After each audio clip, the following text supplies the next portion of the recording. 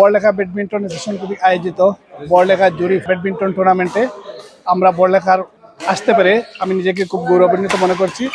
এখানে এসে মনে হচ্ছে যে আমরা পুরো বড়লেখাবাসী এখানে চলে আসছি। প্রত্যেক বছর যেন হয় এই এই আশাটুকু ব্যক্ত করে আমি আমার বড়লেখা জুরি ব্যাডমিন্টন কম্পিটিশনে আসতে পেরে আমি নিজেকে ধন্য এবং গর্বান্বিত মনে করতেছি।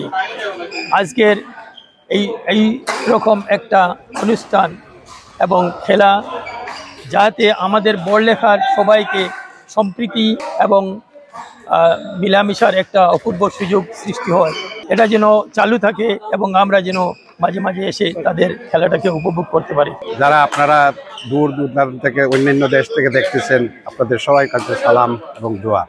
I feel very proud myself যে আজকের এই জুরি বড়লেখার এই ব্যাডমিন্টন অ্যাসোসিয়েশনের যে পক্ষ থেকে যে আয়োজন করা হয়েছে এটা অত্যন্ত আকর্ষণীয় এবং আমরা আসলে ইটস এ প্রিভিলেজ।